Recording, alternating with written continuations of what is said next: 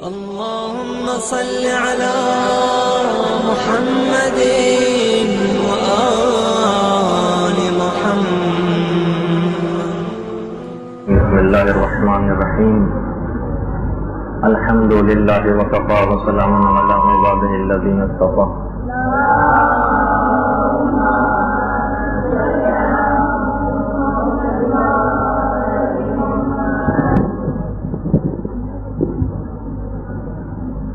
موت کے موضوع پر ہماری گفتگو جاری ہے اور گفتگو نسبتاً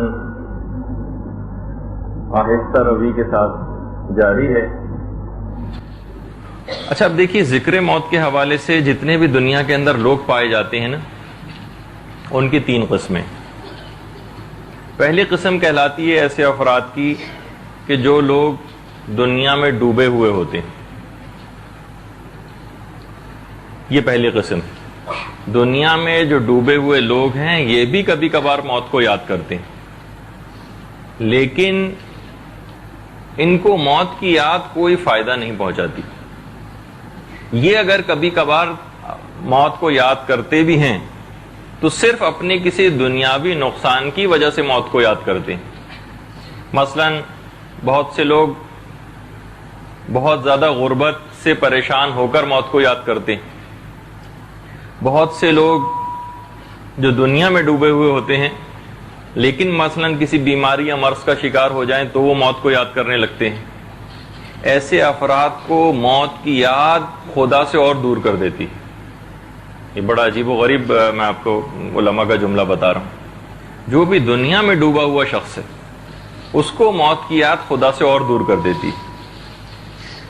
یہ ہو گئی پہلی قسم لوگوں کی موت کی یاد کے حوالے سے.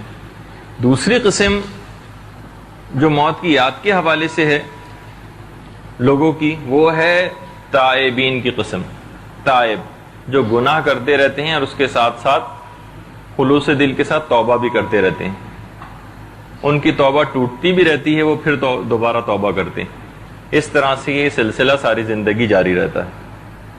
یہ جو تائب ہیں یہ اس وجہ سے موت کی یاد کرتے ہیں، موت کو یاد کرتے ہیں تاکہ ان کے دل سے خوف اٹھے اور وہ توبہ کو کامل طور پر انجام دے لیں. یہ لوگ بھی، جن کی اچھی بڑی تعداد ہے، یہ لوگ بھی موت کو برا جاننے سے معذور ہیں. یہ جو موت کو برا جان رہے ہوتے ہیں اور موت سے ڈر رہے ہوتے ہیں، اس کی وجہ یہ ہوتی ہے کہ اس بات سے ڈر رہے ہوتے ہیں موت کی اس پہلو سے کہ کہیں ہماری توبہ کامل ہونے سے پہلے ہمیں موت نہ آ جائے یا ہم مکمل طور پہ زیادہ راہ کو جمع نہ کر سکیں اور ہمیں موت آ جائے. اس بات سے یہ لوگ ڈر رہے ہوتے ہیں. تو یہ موت کو برا جاننے سے معذور ہے. یہ افراد ملاقات خدا کو ناپسند نہیں کر رہے ہوتے،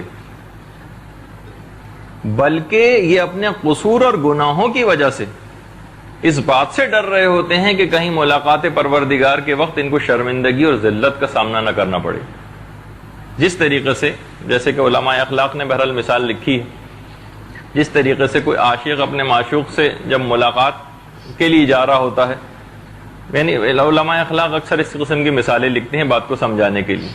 تو وہ ملاقات میں اگر کبھی دیر کر رہا ہوتا ہے تو اس وجہ سے نہیں کہ وہ ملاقات سے کراہیت کر رہا ہوتا ہے، بلکہ اس وجہ سے تاکہ وہ اس سے ملاقات سے پہلے اپنے آپ کو بنا سنوار سکے اور صحیح طور پر اپنے آپ کو اس کے سامنے پیش کر سکے. ہاں، اگر یہ افراد، یہ جو دوسری قسم والے ہیں، یہ اگر توبہ نہ کریں اور اس کی تیاری نہ کریں موت کی، تو یہ پہلی قسم کے اندر چلے جائیں گے. جو پہلی قسم ہم نے بیان کی کہ دنیا میں ڈوبا ہوا شخص، یہ اگر توبہ سے غافل ہو جائیں یا فقط زبانی توبہ کرتے رہیں اور بات کو آگے نہ بڑھائیں اور عمل کے اعتبار سے موت کی تیاری نہ کریں، تو یہ پہلی قسم کے اندر چلے جاتے ہیں. اچھا، تیسری قسم اس کے اندر عارفین کی کہی جاتی، یعنی جو مومن کامل ہوتے ہیں. یہ موت کو بھی بہت زیادہ یاد کر رہے ہوتے ہیں اور یہ ملاقات پروردگار سے بھی بہت زیادہ خوش ہو رہے ہوتے ہیں. یعنی یہ کہا جاتا ہے کہ جو جملہ ہے خاص طور پر حذیفۃ الیمانی کا، کہ آخری وقت میں اکثر یہ اپنے جنہوں نے جو جملے ارشاد فرمائے تھے کہ پروردگار مجھے مفلسی بنسبت تونگری کے زیادہ پسند ہے، اور مجھے مرض اور بیماری بنسبت صحت مندی کے زیادہ پسند ہے، اور پروردگارہ مجھے موت بنسبت حیات کے زیادہ پسند ہے۔ حذیفۃ الیمانی ان کا یہ جملہ۔ اور پھر یہ بھی آگے چل کے انہوں نے اپنی دعاؤں کے اندر کہا ہے وقت احتضار کہ پروردگار تو مجھ پر موت کو آسان فرما دے تاکہ میں تجھ سے ملاقات کر سکوں۔ اچھا، یہ جو تائب حضرات ہوتے ہیں، یہ جو تائبین ہوتے ہیں، جو تیسری قسم والے میں نے آپ کو بتایا، یہ بھی موت کو برا جاننے سے معذور ہوتے ہیں۔ جی، موت کو برا جاننے سے معذوری کہ اگر یہ جو دوسری قسم میں نے خاص طور پہ بتائی تھی تائبین کی، یعنی ان کو اگر موت کو یہ چاہ رہے ہیں کہ ہمیں موت نہ آئے یا موت آنے سے ڈر رہے ہوتے ہیں، اس کی وجہ یہ ہوتی ہے کہ اس بات سے ڈر رہے ہوتے ہیں کہ ہم تیاری مکمل نہ کر سکیں اور محضر خدا میں ہمیں حاضر ہونا پڑے اور وہاں تہی دامنی کے ساتھ ہم حاضر ہوں اور ہمیں ذلت و شرمندگی نہ اٹھانی پڑے۔ وہ مطلقاً خدا سے ملاقات کو ناپسند نہیں کر رہے ہوتے، بلکہ ذرا جلد ملاقات کو ناپسند کر رہے ہوتے ہیں کہ ابھی وہ سمجھتے ہیں کہ ہماری توبہ کامل نہیں ہوئی۔ یہ دوسری چیز ہے۔ اچھا، تائبین تو اس سلسلے میں معذور ہیں۔ جو عرفا ہیں، جو میں نے تیسری قسم بتائی، یہ اپنے تمام امور کو خدا کے سپرد کر دیتے ہیں، نہ ان کو موت پسند ہوتی ہے نہ ان کو زندگی پسند ہوتی، جو بھی اپنے آپ کو مکمل طور پر خدا کے سپرد کر دیتے ہیں۔ پروردگار، اگر وہ جو امام فرماتے تھے کہ اگر میری زندگی چراگاہ بننے لگے شیطان کی تو مجھ کو موت دے دینا، تو جب تک یہ نہ یہ موت کو پسند کرتے ہیں نہ زندگی کو پسند کرتے ہیں، بس خدا کے اوپر چھوڑ دیتے ہیں کہ جس طریقے سے خدا اگر ان کو زندہ رکھنا چاہے تو زندہ رکھ، موت اگر خدا کو پسند ہو تو ان کو موت دے دے۔ اور اس طریقے سے یہ مقام تسلیم و رضا تک پہنچ جاتے ہیں، یہ جو تیسری قسم کے لوگ ہیں۔ اچھا، ذکر موت، دیکھیے یہ جو ابھی ہم جس کا ذکر کر رہے ہیں یہ بہت ہی افضل ذکر ہے۔ ذکر موت کی جو فضیلت کی وجہ ہے وہ یہ ہے کہ دنیا میں جو ڈوبا ہوا شخص ہے وہ بھی اس سے فائدہ اٹھاتا ہے اور دنیا سے کنارہ کشی کرنے لگتا ہے اور اپنی شہوتوں کو وہ کم کرنے لگتا ہے۔ یعنی ہمیشہ ذکر موت سے فائدہ ہی آپ کو ملے گا، اور دنیاوی لذتیں اس کے ذکر سے تلخ محسوس ہونے لگتی، دنیا آپ کی نگاہوں میں ہیچ ہونے لگتی، یعنی آپ کو پھر آمادگی ایک موت کے لیے اور ملاقات پروردگار کے لیے ایک آمادگی پیدا ہوتی ہے ذکر کو بار بار کرنے سے۔ اور وہ جو حدیث ہے جو اکثر آپ کے سامنے جو بیان بھی ہوتی ہے کہ موت جو ہے وہ بہترین تحفہ ہے۔ دیکھیے تحفہ ان معنوں میں ہے کہ دیکھیے جو دنیا ہے نا، جیسے کہ پہلے ذکر ہوا کہ اس کو قید خانے کی مثال دی گئی، دنیا کو رنج و غم اٹھانے کی جگہ جو ہے وہ قرار دیا گیا ہے، اور ہر وقت اس دنیا کے اندر جو نفس کے ساتھ ہمارا مبارزہ رہتا ہے اور ہر وقت شیطانی ہیلوں کے ساتھ جو ہم کو نبرد آزما ہونا پڑتا ہے، موت کے بعد ان تمام عذابوں سے نجات مل جائے گی، سب سے جان چھوٹ جائے گی۔ یہ بہت بڑا جب مومن کے لیے ایک تحفہ ہے کہ تمہاری آزمائش جس پہ تم کو مسلسل زندگی میں تمہیں جس کے ساتھ مقابلہ کرنا پڑتا تھا وہ آج مجاہدہ اور مبارزہ اٹھا لیا گیا ہے۔ یہ بہت بڑا ایک مومن کے لیے تحفہ ہے۔ ایک عالم فرماتے ہیں کہ دو چیزیں ایسی ہیں جنہوں نے لذت دنیا کو مجھ سے بہت دور کر دیا، جن کے احساس نے، ایک تو ذکر موت نے، یعنی ایک ایسی چیز ہے اس کے بار بار کے ذکر سے دنیاوی لذتیں میری نگاہوں کے سامنے بالکل ختم ہو کے رہ گئیں، اور دوسرا خدا کے سامنے کھڑے ہونے کے احساس نے تمام لذات دنیاوی کو توڑ کے رکھ دیا۔ حضرت داؤد علیہ السلام جو خدا کے ایک نبی ہیں، ان کے متعلق ملتا ہے روایات میں کہ جب بھی ذکر موت ہوتا تھا اور قیامت کا جب بھی کوئی ذکر ہوتا تھا تو ان کی سانس اکھڑ جاتی تھی، بالکل بے حال ہو جاتے تھے۔ لوگ سمجھتے تھے کہ بس یہ اب ان کا انتقال ہوا اور اب انتقال ہوا، موت کا ذکر اور قیامت کا ذکر جب ان کے سامنے ہوتا تھا پھر رحمت خداوندی کا جب ان کے سامنے ذکر کیا جاتا تھا تو پھر کہیں جا کے ان کی سانس بحال ہوتی تھی. اور ہمارے جو دوسرے امام حسن علیہ الصلوۃ والسلام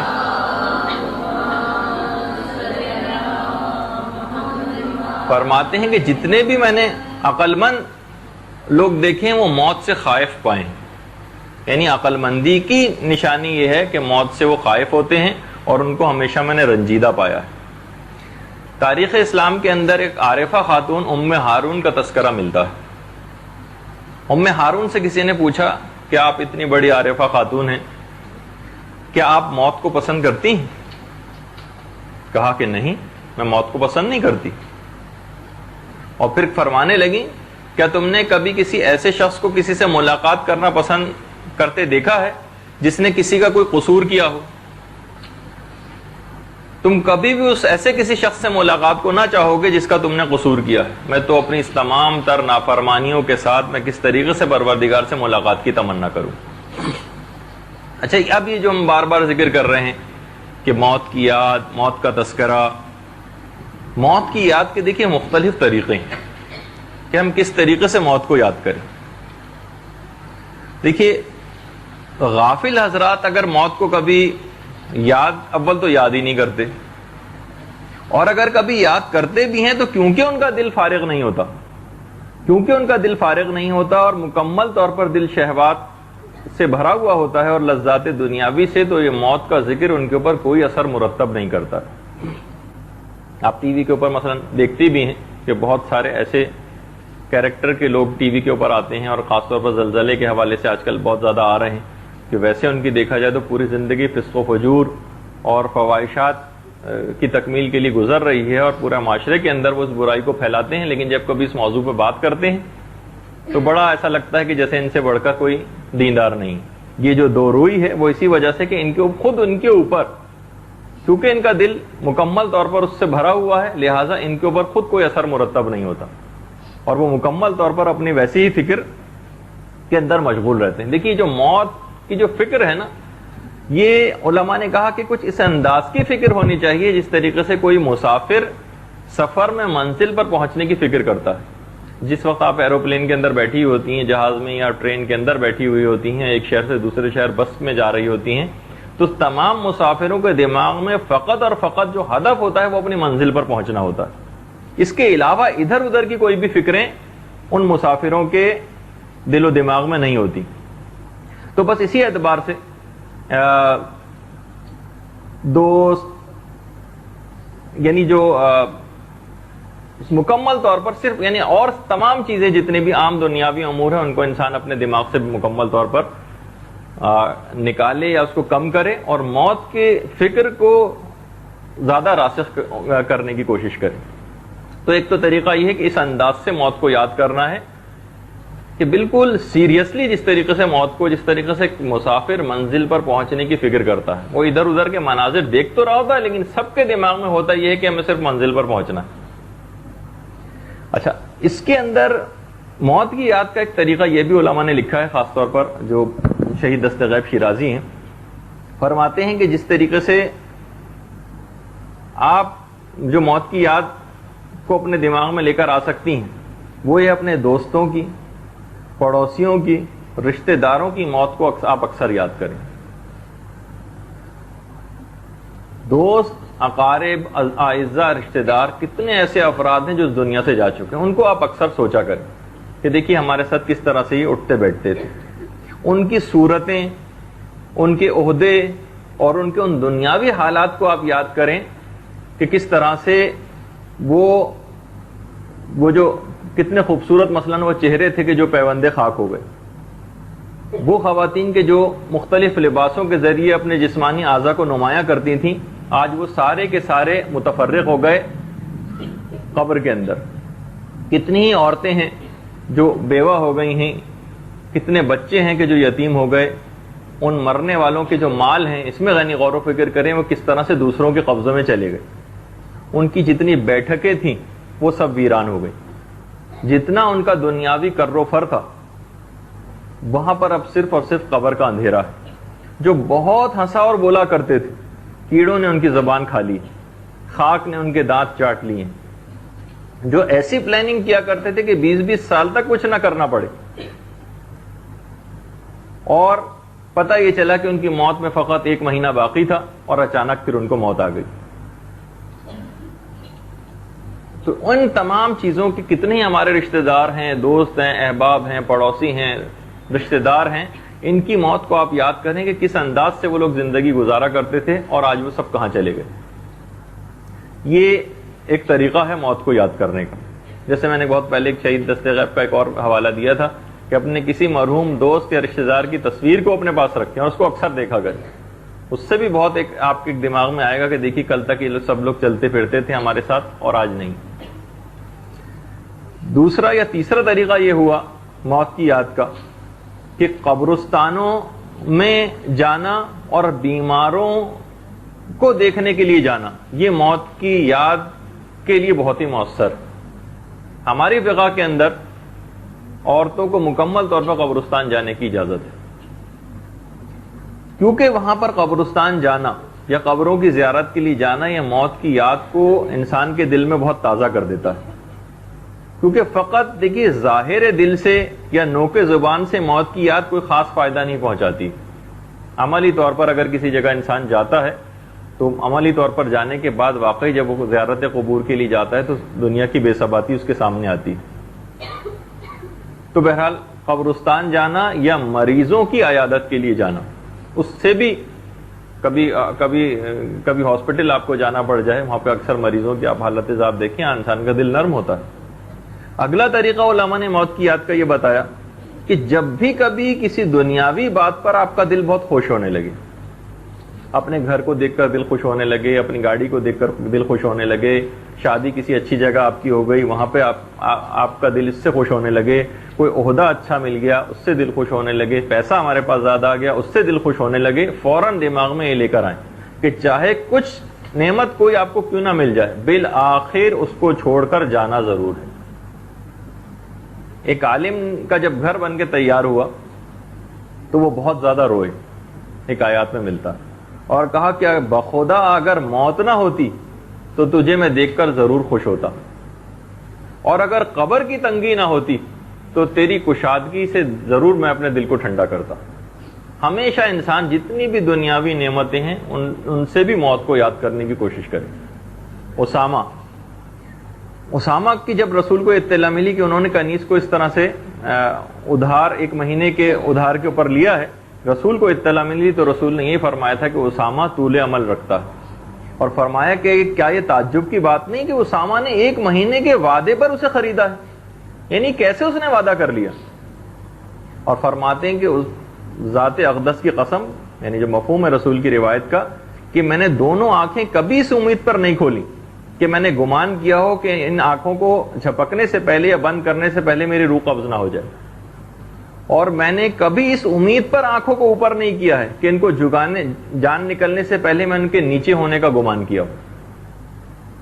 رسول کا میں نے کوئی لقمہ ایسا نہیں کھایا ہے کہ گمان کیا ہو کہ اس کو نگلنے سے پہلے مجھے موت آ سکتی ہے۔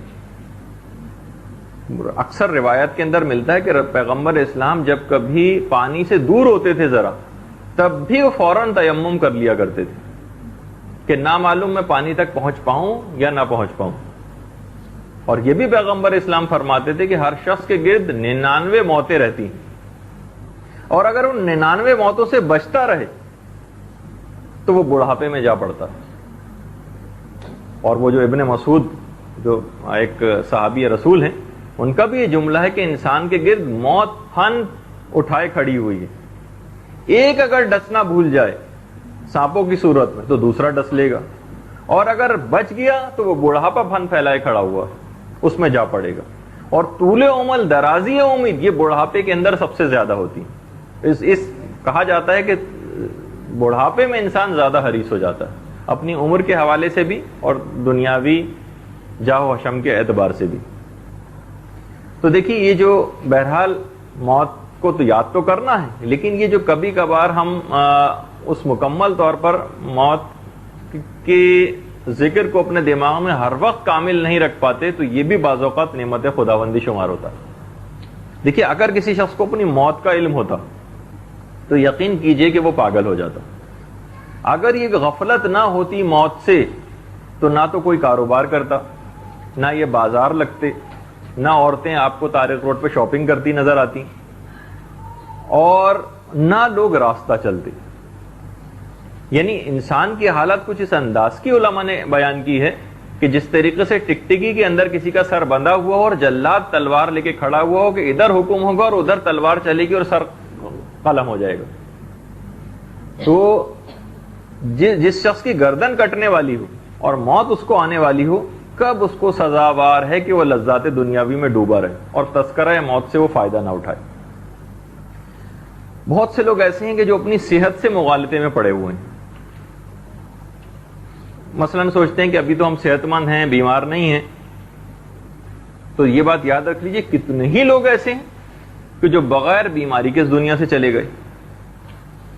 بہت سے لوگ اپنے جوان ہونے کی وجہ سے موت کو بھلائے ہوئے ہیں. دیکھیے کتنے ہی جوان ایسے ہیں کہ جو موت کے منہ میں جا چکے ہیں. بوڑھے تو پھر بھی سب سے کم ہوتے ہیں. وہ آپ نے سنا ہے نا کہ جو امام خمینی نے لکھا ہے کہ اگر آپ دیکھیں بڑھاپے کا اگر انتظار کر رہے ہیں توبہ وغیرہ کے لیے, تو دیکھیے بوڑھا جب تک مرتا ہے نا تو ہزاروں نوجوان اور بچے جب تک ہلاک ہو چکے ہوتے ہیں. بڑھاپے تک تو بہت کم لوگ پہنچ پاتے ہیں. تو دیکھیے یہ جو ہم اکثر قہقہے لگا رہے ہوتے ہیں, ہم کو پتہ بھی نہیں ہوتا بعض اوقات کہ ہمارا کفن سل کر بازار میں آ چکا ہو. وہ پتھر جس پر ہمارا کتبہ لکھا جانا ہو, کچھ پتہ نہیں کہ وہ مارکیٹ میں آ چکا ہو. تو جوان ہیں دیکھیے وہ بڑھاپے کا انتظار کر رہے ہیں. بڑھاپا آتا ہے تو بوڑھا یہ سوچتا ہے کہ میں ابھی یہ کام کر لوں, وہ کام کر لوں, ابھی فلاں کی شادی کر دوں, ابھی فلاں چیز میں ٹال مٹول سے انسان کام لیتا رہتا ہے. ایک کام میں گھستا ہے تو 100 دیگر کام اس کے پیچھے لگ جاتے ہیں, اور دن, مہینے, سال, ایک کام کے بعد دوسرا کام, دوسرے کام کے بعد تیسرا کام, اور اس طریقے سے انسان اس کے اندر گرفتار ہوتا چلا جاتا ہے, یہاں تک کہ وقت پورا ہو جاتا ہے, ملک الموت آ جاتا ہے اور اس کے ساتھ اس کو جانا پڑتا ہے. تو بہرحال انسان کو چاہیے کہ یہ جو تذکرہ موت کے جو مختلف طریقے ہیں, جو ہم نے ابھی آپ کی خدمت میں بیان کیے, اس میں انسان اپنے آپ کو راسخ کرنے کی کوشش کرے اور ہر وقت اپنی موت کو یاد کرے, تاکہ وہ آگے سے آگے اس منزل کی طرف بڑھتا جائے اور اس بات میں شمار ہو کہ اس نے واقعی موت کی تیاری کی ہے. اب آ جائیے ہم اپنے موضوع کو وہیں سے متصل کر دیتے ہیں کہ جہاں سے ہم نے پچھلی دفعہ توڑا تھا. اور دیکھیے اس سے پہلے ایک خاص بات, ایک بہت ساری ایسی چیزیں ہیں, کچھ ایسے مباحث ہیں, ان کو بھی ہم کوشش کریں گے کہ ساتھ ساتھ ان کو بھی بیان کرتے جائیں, کیونکہ الگ سے ان کو بیان کرنے کا کوئی موقع نہیں ہوگا, اور وہ ہمارے موضوع سے مربوط بھی. یہ دیکھیے ایک جو مسئلہ ہم نے اس سے پہلے بیان کیا تھا کہ مولا کا اور ائمہ معصومین کا حالت احتضار میں آنا, یہ تھوڑا سا ایک علمی مسئلہ بھی ہے. اسی اعتبار سے ملک الموت کی بھی بات ہوئی تھی کہ جس طریقے سے جب ائمہ معصومین کے متعلق یہ بات ہوتی کہ بیک وقت ہو سکتا ہے کہ ایک وقت کے اندر کتنی ہی جگہوں کے اوپر مومنین کی شہادتیں اور ہلاکتیں ہوتی ہیں, تو مولا اور ائمہ معصومین اگر ہر ان جگہوں کے اوپر خود تشریف لے کر جاتے ہیں, تو کیا یہ عقلاً ممکن ہے کہ ایک وقت میں اتنی جگہوں پر انسان اپنے اسی جسم کے ساتھ جائے؟ یعنی ایک جو جملہ تسامحاً کہہ دیا جاتا ہے کہ ائمہ معصومین, یعنی جو ایک علمی بحث بھی ہے, کیا پروردگار عالم کی طرح ہر جگہ پر حاضر و ناظر ہے؟ ہاں البتہ اتنا بتا دوں کہ حاضر و ناظر کی جو ٹرم ہے نا, دیکھیے یہ اصل میں یہ دو چیزوں کو آپس میں ملا دینا ہے. ناظر کی بحث بالکل ایک الگ بحث ہے, اور حاضر ہونا ہر جگہ کے اوپر یہ بالکل ایک الگ بحث ہے. حاضر الگ چیز ہے, ناظر الگ چیز ہے. ناظر پہ تو ہم گفتگو نہیں کر رہے, لیکن حاضر کے اوپر گفتگو ہم تھوڑا سا ایک علمی ایک نقطہ آپ کے سامنے بیان کرنا ہے, اور یہ یقیناً آپ کا ایک کانسیپٹ کلیئر بھی کرے گا. بعض اوقات دماغوں میں سوال ابھرتے ہیں. دیکھیے حاضر ہونے کے معنی یہ ہیں کہ آنے واحد میں, ایک وقت میں اپنے ائمہ معصومین کے اپنے جسم اصلی کے ساتھ کئی مقامات کے اوپر حاضر ہو سکتے ہیں.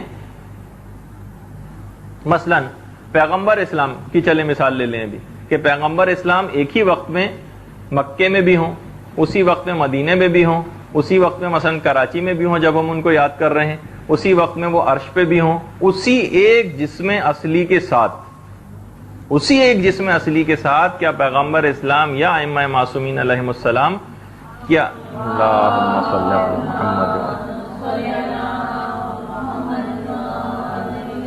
تو یہ بات یاد رکھ لیجئے کہ علماء کا کہنا یہ ہے، جو کیونکہ ایک بحث ہے تو اس وجہ سے میں نے سوچا کہ آپ کی خدمت میں 5-7 منٹ میں اس کو پیش کر دیا جائے، کہ جسم اصلی کے ساتھ تو یہ ایک وقت میں مختلف جگہوں کے اوپر حاضر نہیں ہو سکتے، یہ محال عقلی.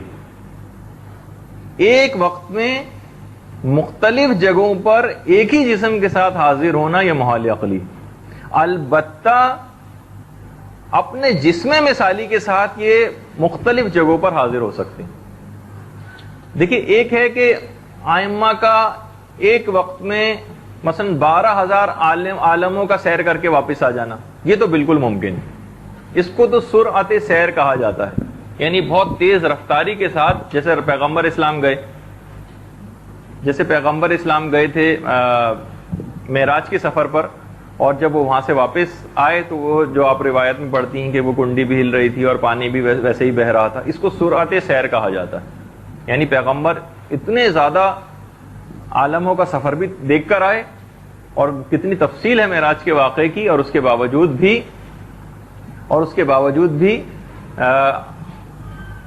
کنڈی ہل رہی تھی اور پانی ویسے ہی بہ رہا تھا اتنے کم وقت کے اندر. اچھا، اسی طریقے سے جو پیغمبر کی وہ حدیث ہے کہ جو پیغمبر اسلام نے جو ارشاد فرمایا ہے کہ خدا نے زمین میں کچھ فرشتے مقرر کی ہیں جو زمین پر سیر کرتے پھرتے ہیں، اور جو لوگ مجھ پر سلام کرتے ہیں وہ سلام مجھ تک پہنچاتے ہیں. یا وہ وسائل الشیعہ کی وہ روایت جس سے یہ بات اور زیادہ کلیئر ہو جاتی ہے کہ جو دنیا کے مفہوم ہے روایت کا، کہ جو دنیا کے مختلف علاقوں سے لوگ مجھ کو سلام کرتے ہیں وہ مجھ کو پہنچایا جاتا ہے، اور جو میری قبر کے نزدیک آ کر مجھ کو سلام کرتا ہے اس کو میں براہ راست سن لیتا ہوں. تو اس سے بھی یہ بات پتہ چلی کہ پیغمبر اسلام ایک وقت میں اپنے جسم اصلی کے ساتھ متعدد جگہوں پر حاضر نہیں ہوتے ہیں، کیونکہ یہ محال عقلی ہے. البتہ جسم مثالی کے ساتھ حاضر ہو سکتے ہیں. یا وہ جو دعائے ندبہ کے اندر آپ پڑھتی ہیں، فَبَلَّغَهُ مِنَّا تَحِيَّةً وَسَلَامًا، کہ اے پروردگار میرا سلام ان تک پہنچا دے، میرا تحیہ و سلام ان تک پہنچا دے. اس کا مطلب ہے کہ دور سے جو لوگ ہوتے ہیں ان کا سلام ائمہ معصومین تک پہنچایا جاتا ہے. تو بہرحال وہ جو ایک روایت بھی کچھ عرصے پہلے میں نے آپ کی خدمت میں پیش کی تھی کہ مثلا جو وہ مولا نے جو 40 جگہوں پر افطار کیا تھا، اور پھر جبریل نے خدا کی طرف سے یعنی آ کے کہا تھا کہ انہوں نے عرش پر افطار کیا اور کھانا ہمارے ساتھ تناول فرمایا ہے، تو اس کے متعلق ہوئی ناصر الملت علی اللہ مقامہ، جو ایک بڑے مجتہد تھے ہندوستان کے، ان سے بھی یہی سوال پوچھا گیا کہ کیا کوئی ذاکر یہ والی روایت پڑھ سکتا ہے کہ مولا ایک وقت میں مختلف جگہوں کے اوپر اس انداز سے گئے ہوں اپنے اس جسم کے ساتھ. تو وہاں سے یہی جواب آیا تھا کہ یہ تو محال عقلی ہے. اول تو انہوں نے کہا کہ کسی معتبر کتاب کے اندر میری نگاہ سے روایت نہیں گزری، صرف محدث نعمت اللہ جزائری نے اپنی کتاب انوار نعمانیہ میں اس کو اجمالاً اس کا تذکرہ کیا ہے. تو محال عقلی ہے جسم اصلی کے ساتھ ہونا، البتہ مولا اپنے جسم مثالی کے ساتھ مختلف جگہوں پہ آنے واحد میں حاضر ہو سکتے ہیں، اور اس کے اندر کوئی منافات نہیں. تو بہرحال یہ بھی اس روایت کا تھوڑا سا ایک تجزیہ و تحلیل ہو گیا جو ہم نے اس سے پہلے جو ہے پیش کی تھی. اب یہ جو بحث ہے حالت احتضار میں مولا کی آمد کی، اس سلسلے میں علماء کے کچھ نظریات ہیں. دیکھیے، کیونکہ ذرا معاملہ اہم ہے، یہ بات بالکل کلیئر ہو جانی چاہیے، اور ہمارے تو عقائد کے اندر سے یہ چیز گویا شامل ہے، اور ہم اس بات کا انتظار کریں گے کہ ہمیں ائمہ کی زیارت نصیب ہو. اس وجہ سے یہ معاملہ ذرا کلیئر ہو جانا چاہیے. تو اس میں کچھ نظریات ہیں. پہلا نظریہ یہ ہے کہ دیکھیے، یہ محال عقلی ہے کہ جسم اصلی کے ساتھ بالکل اوریجنل جسم، یہ جو آپ کا اپنا جیسا جسم ہے، آنے واحد میں ایک وقت میں اسی جسم کے ساتھ مختلف جگہوں کے اوپر حاضر ہونا. اور البتہ اس کی علماء نے کہا ہے کہ پہلا گروہ علماء ہے کہ جو اس میں کہتا ہے کہ اس چیز کی تعویل کی جائے گی. اس گروہ کے اندر مثلا شیخ مفید شامل ہیں، اور ان کے شاگرد رشید سید مرتضی علم الہدیٰ بھی شامل ہیں. وہ یہ فرماتے ہیں کہ یہ جو مرنے والا جو ان کو دیکھتا ہے اس سے مراد نتیجہ محبت و عداوت ہے. یعنی جو مرنے والا ہے وہ ان سے اگر محبت کرے گا تو ان کا اس محبت کا نتیجہ دیکھے گا, یہ مراد ہے ان کو دیکھنے سے مراد. اور جو ان کو نہ ماننے والا ہے یا ان کا مخالف ہے وہ اپنے بغض و عداوت کا نتیجہ دیکھے گا, نہ کہ ظاہری آنکھوں سے ان کے اجسام مبارکہ کا مشاہدہ کرنا. اور وہ اس بات کی دلیل میں قرآن کی وہ آیت بھی پیش کرتے ہیں کہ وَمَن يَعْمَلْ مِثْقَالَ ذَرَّةٍ خَيْرًا يَرَهُ وَمَن يَعْمَلْ مِثْقَالَ ذَرَّةٍ شَرًّا يَرَهُ. وہ کہتے ہیں یہاں بھی خیر و شر کو دیکھے جانے سے مراد کہ قیامت کے دن جس شخص نے ذرہ برابر بھی نیکی کی ہے وہ اس کو دیکھے گا, اور ذرہ برابر بھی اس نے شر کیا ہے تو اس کو دیکھے گا. تو فرماتے ہیں کہ دیکھے جانے سے مراد اس چیز کا چشم حقیقت سے نظارہ کرنا مراد ہے. تو یہاں خیر و شر سے مراد اس عمل اپنے اعمال کا نتیجہ دیکھنا مراد. تو اسی اعتبار سے جو پہلا گروپ ہوا علماء کا جس میں شیخ مفید و سید مرتضی شامل ہیں, وہ فرماتے ہیں کہ اس سے مراد یہ. دوسرا گروہ ہے علماء یہ کہتا ہے کہ ان کو دیکھے جانے سے مراد یہ ہے کہ یہ ان کے اجساد مثالیہ یعنی ان کے جو جسم مثالی ہیں ان کو وہ اپنی آنکھوں سے دیکھے گا. جس اعتبار سے یہ جو کہی جاتی ہے بات, یہ جو ہم جب عالم برزخ کی تفصیلات کے اندر پہنچیں گے تو اس میں عالم برزخ میں جو عذاب بھگتنا ہوں گے یا مثلا جو نعمتوں سے استفادہ ہوگا تو یہ کس جسم کے ساتھ ہوگا, اس وقت یہ بات تفصیل کے ساتھ آئے گی کہ وہ جسم مثالی ہوگا, وہ اوریجنل جسم نہیں ہوگا ہمارا, وہ تو قیامت کے دن اٹھایا جائے گا. تو یہ جو روحیں جو منعم اور معذب رہتی ہیں ان کے اوپر عذاب جو ہوتا ہے یا جو نعمت خداوندی یہ پاتی ہیں یہ جسم مثالی کے اندر ہوتی ہیں. اس نظریے کو کہ ائمہ معصومین جسم مثالی کے ذریعے یا مولا کائنات جسم مثالی کے ذریعے آنے واحد میں مختلف مرنے والوں کے پاس پہنچتے ہیں, یہ اس نظریے کو علامہ مجلسی نے اختیار کیا ہے. اور آیت اللہ عبداللہ شبر نے مصابیح الانوار کتاب کے اندر اس بات کو اختیار کیا ہے کہ یہ اپنے جسم اصلی کے ساتھ نہیں ہوتے بلکہ جسم مثالی کے ساتھ ہوتے ہیں. تیسرا نظریہ اس سلسلے میں یہ ہے کہ دیکھیے بہرحال یہ قدرت کاملہ سے یہ بات کوئی بعید نہیں ہے کہ یہ تمام بزرگوار ہستیاں کسی ایک خاص مرکز کے اوپر موجود ہوں, اور مرنے والے کی بینائی اتنی زیادہ تیز پروردگار کر دے کہ وہ ان کا مشاہدہ کرے, ان کی زیارت کرے. یہ بھی ممکن کہہ کر اس قول کو نقل کیا. اور تفسیر صافی کے اندر امام حسن عسکری علیہ الصلوۃ والسلام سے بھی یہ روایت ہے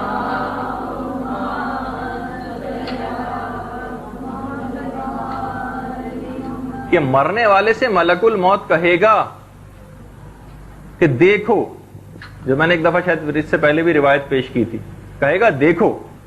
جب وہ نظر اٹھا کر دیکھے گا تو روایت کا جملہ ہے یرا محمدا و علیا والطیبین, وہ پیغمبر اسلام مولا کائنات اور ائمہ معصومین علیہ السلام کو دیکھ لے گا.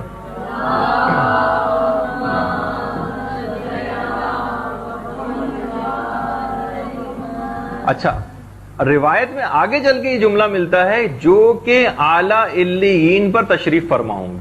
یہ تیسرا نظریہ بنا. تیسرا نظریہ یہ بنا یعنی کہ اسی وقت وہ ان کو دیکھ لے گا, یعنی اس کی بینائی اتنی زیادہ قوی کر دی جائے گی کہ ہو سکتا ہے کہ یہ تمام بزرگوار ہستیاں کسی ایک خاص مرکز پر تشریف فرما ہوں اور ہر مرنے والا ان کو دیکھ لے. آج کل آپ کو پتا ہے نا کہ سائنس نے بھی بہرحال اتنی ترقی کر لی ہے کہ جو مانیٹر ہیں, جو کمپیوٹر کے سامنے اسکرین ہوتی ہے, اب تو پورے مانیٹر ہی ختم ہو گئے. صرف ایک ریز نکلتی ہیں اور ایک پوری بیم بنا کے سامنے کی اسکرین سامنے آ جاتی ہے. آپ اس کے اندر انگلی بھی لے جا سکتی ہیں, ہاتھ بھی لے جا سکتی ہیں, کچھ ہوتا ہی نہیں اور پوری اسکرین سامنے ہوتی ہے. تو بہرحال یہ تین نظریات ہوئے. چوتھا نظریہ یہ ہے کہ جو محدث نعمت اللہ جزائری نے اختیار کیا, وہ فرماتے ہیں کہ پروردگار عالم نے ان ائمہ معصومین کی تماثیل خلق فرمائی, ان جیسے جسم رکھنے والی کچھ ہستیاں یعنی جو ان کا جسم رکھتی تماثیل، اور فرمایا کہ جس طریقے سے اہل آسمان کے لیے مولائے کائنات کی تمثیل کو خلق فرمایا گیا، وہ جو شب معراج کے اندر بھی ملتا ہے نا کہ پیغمبر اسلام نے جب دیکھا کہ مولائے کائنات وہاں پر تشریف فرما ہیں اور بلکہ نماز پڑھ رہے ہیں، تو کہا کہ ان کو تو میں زمین پر چھوڑ کر آیا تھا، یہ آخر کس طریقے سے یہاں پر پہلے پہنچ گئے؟ تو جواب وہاں سے یہی آیا بارگاہ عزتی سے کہ ملائکہ کو علی سے شدید ترین جو محبت ہے اس کو دیکھ کر ان کے اطمینان کی خاطر علی کی تمثیل کو خلق کیا گیا ہے، اور جو خود شیخ کلینی نے امام جعفر صادق علیہ الصلوۃ والسلام سے جو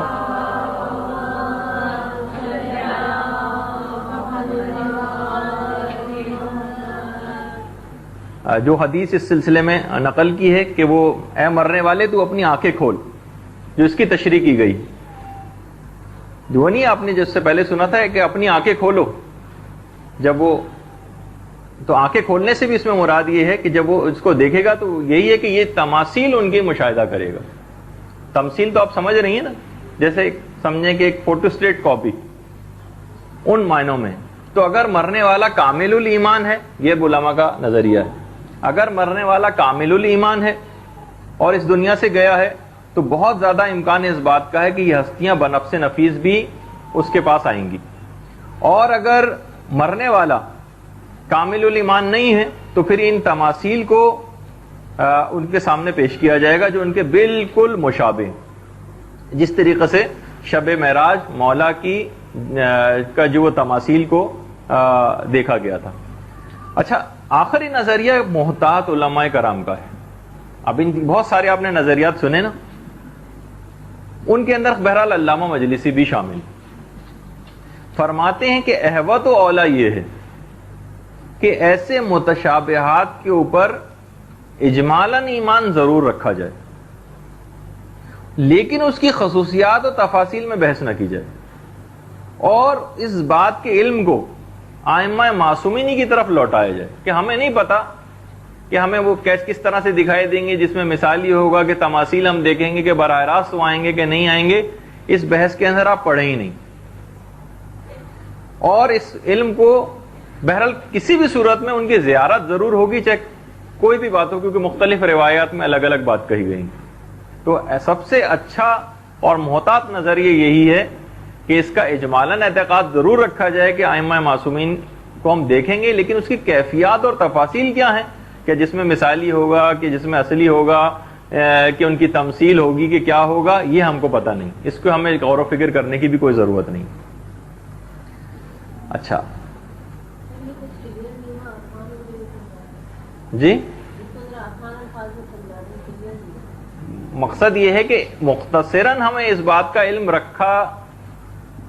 ہمیں رکھنا چاہیے کہ ہمیں ائمہ معصومین کی زیارت نصیب ہوگی، لیکن وہ زیارت کیا جس میں اصلی کی زیارت ہوگی، یا جس میں مثالی کی زیارت ہوگی، یا ان کی کسی تمثیل کی زیارت ہوگی، یہ اس کا اعتقاد رکھنا ہم پر واجب نہیں ہے، نہ اس میں غور و فکر کرنے کی کوئی زیادہ ضرورت ہے۔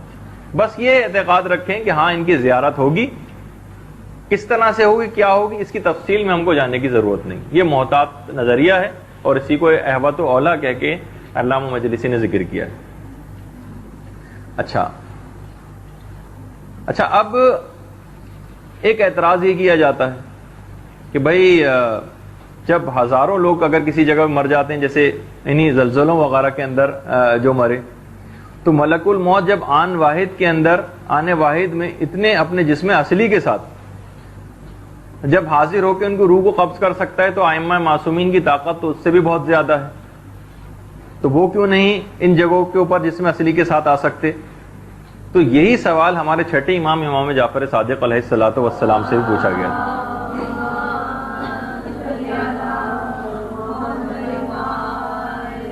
تو امام نے یہی بات ان کے جواب میں فرمائی تھی کہ ملک الموت کے انصار و اعوان فرشتے ہیں جو کہ یہ اس خدمت کو انجام دیتے ہیں۔ تو اور جسی طرح سے وہ صحیفہ کاملہ کی جو دعا ہے جس میں فرشتوں کے اوپر سلام کیا گیا ہے، الا ملک الموت و اعوانہ، یعنی جسم کے اندر سلام کیا گیا ہے باقاعدہ ملک الموت اور اس کے انصار و اعوان فرشتوں کے اوپر. اچھا، اب وہ والی جو روایت ہے، وہ جو خندق کی جو بہت مشہور آپ میں سے جو ذاکرات ہیں وہ پڑھتی بھی ہیں اس کو، جو مقداد ابن الاسود کندی کے حوالے سے روایت نقل کی گئی کہ عمر ابن عبدود کو قتل کرنے کے بعد مولا تلوار سے خون کو صاف بھی کر رہے تھے، اور صاف کرنے کے بعد اس تلوار کو ہوا میں گھما بھی رہے تھے، اور دشمن کی جو ٹولیاں تھیں جو سامنے، وہ 17 حصوں میں تقسیم ہو گئی تھی دشمن کا جو لشکر، اور اس میں سے ہر ایک کے پیچھے جو بھی بھاگ رہا تھا اس کے پیچھے ایسا لگ رہا تھا کہ علی ہی اس کا تعاقب کر رہے ہیں. تو اس کے اندر بھی یہی ہے کہ مولا، روایت کے اندر یہی جملہ ہے کہ مولا ایک جگہ پر کھڑے ہوئے تھے اور اپنی تلوار کو صاف کرتے تھے اس کے خون کو، اور اس کے بعد پھر ہوا میں تلوار کو چلاتے تھے، لیکن جاتے وہ ہر شخص کے پیچھے، ہر کافر کا پیچھا کرتے ہوئے نظر آتے تھے ایک ہی وقت میں. تو اس میں بھی علماء نے یہی کہا کہ اس روایت سے بھی یہی ظاہر ہوتا ہے کہ مولا اپنے جسم اصلی کے ساتھ وہاں پر کھڑے ہوئے تھے، جسم اصلی کے ساتھ، اور جسم اصلی اور جسم مثالی کے ساتھ ان کا پیچھا کر رہے تھے. تو بہرحال یہ ایک ایسی بات تھی کہ جس پہ اچھا ہے کہ بہرحال ایک کانسیپٹ اگر کسی حد تک بھی کلیئر ہو جائے یا بعد میں، کیونکہ الگ سے کوئی موقع نہیں ہوگا اس بات کو بیان کرنے کا، تو ابھی ہم کیونکہ اس سے متصل ہی ہیں اس وجہ سے اس بات کو بیان کیا. اچھا، اب دیکھیے کہ ان ائمہ معصومین کا شہادت کے بعد بھی، ان کا شہادت کے بعد بھی لوگوں کو نظر آنا، اس کے بعد بھی مولا نظر آتے رہے لوگوں کو، ائمہ معصومین بھی نظر آتے رہے، اور اپنے اسی، ہو سکتا ہے کہ جسم کے ساتھ ہی نظر آتے ہوں. وہ جو ایک ملتا ہے نا روایت میں کہ امام حسن کے پاس کچھ لوگ آئے اور کہا کہ آپ کے والد تو اتنے معجزات دکھایا کرتے تھے، آپ کوئی معجزہ کیوں نہیں دکھاتے؟ امام حسن نے فرمایا کیا تم میرے والد کو پہچانتے ہو؟ کافی عرصہ گزر گیا تھا. کہا کہ جی ہاں پہچانتا ہوں. وہ پہچانتے ہیں، وہ سب لوگ جو موجود تھے اس وقت. امام نے ایک پردہ لگا ہوا تھا،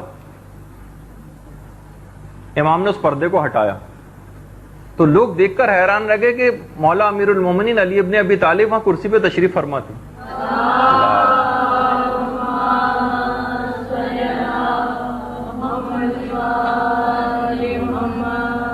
اور فوراً لوگوں نے کہا واقعی آپ امام برحق ہیں، ہم آپ پر ایمان لاتے ہیں. امام حسن نے فرمایا وائے ہو تم لوگوں پر، کیا تم نے قول نہیں سنا وَلَا تَقُولُوا لَمَنْ يَقْتَلُ فِي سَبِيلِ اللَّهِ أَمْوَاتٌ بَلْ أَحْيَاءٌ، جو کہ سورہ بقرہ کی 154ویں آیت جو امام نے تلاوت کی کہ جو شہید ہیں ان کو مردہ گمان بھی نہ کرنا. تو جب یہ عام شہداء کے لیے یہ بات ہے کہ ان کو وہ زندہ ہیں ان کو مردہ گمان نہ کرنا، تو ہمارے بارے میں تم لوگ کیا سوچتے ہو؟ تو لوگوں نے کہا ہم یقیناً ہم آپ پر ایمان لائے ہیں اور آپ کے امام برحق ہونے کی ہم تصدیق کرتے ہیں. سننے والے کو اس طرح سے بہلایا جائے گا جنت کی نعمتوں سے جس طرح کسی چھوٹے بچے کو بہلایا جاتا ہے، اس طرح سے ہوگا. اس وقت روایت میں ملتا ہے کہ مرد مومن کی روح جسم کے اس پنجر میں بری طریقے سے تڑپنے لگے گی نکلنے کے لیے.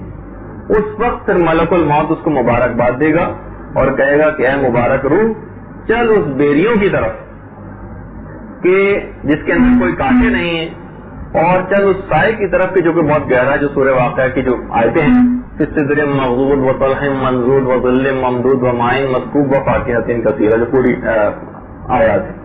اور اس کے بعد اس کی روح کو اتنی آسانی کے ساتھ جسم سے نکال لیا جائے گا جس طریقے سے آٹے میں سے بال نکالا جاتا ہے. فرشتے اس کو سلام کریں گے اور جنت میں داخلے کی بشارت دیں گے. ادھر یہ ہمارے ساتھ تو یہ ہوگا. ادھر فوراً پیغمبر اسلامی جملہ ارشاد فرماتے تھے کہ جیسے ہی جسم سے روح نکلے گی فوراً جتنے بھی مواقع قبر ہیں پوری دنیا کے اندر، جو قبر یعنی وہ زمین کی تمام جو جگہ ہیں وہ سب کی سب آرائش کرنے لگیں گی، اور زمین کا کوئی حصہ ایسا نہ ہوگا جو اس بات کی تمنا نہ کرے کہ یہ مرد مومن یا یہ مومنہ میرے اندر مدفون ہو. اور اپنے آپ کو استقبال کے لیے پیش کرے گا. وہ کیفیات تو نامعلوم پتہ نہیں کیا ہوں گی، لیکن جس وقت بھی کوئی مومن یا مومنہ انتقال کرتا ہے تو اس وقت زمین کے تمام حصے آرائش کرنا شروع کر دیتے ہیں کہ شاید یہ خوش قسمتی ہمارے حصے میں آنے والی ہو. اور اس طریقے سے اس کے استقبال کی تیاریاں کرے گی زمین، جس طریقے سے ایک معزز مہمان کے استقبال کی تیاریاں کی جاتی ہیں. اچھا، یہ جو روح ہوگی آپ کی، یہ جسم سے نکلنے کے بعد جنازے کے ارد گرد ہی منڈلاتی رہتی. منڈلانا تو شاید اتنا اچھا جملہ نہیں ہے، بدرو ٹائپ کا ایک محسوس ہو رہا ہے اس میں. مقصد کہنے کا یہ ہے کہ اس کے اطراف ہی کے اندر موجود رہتی. اور باقاعدہ جو جملہ ہے جو اصول کافی کے اندر بھی جو ہمارے چوتھے امام زین العابدین علیہ الصلوۃ والسلام سے روایت ہے،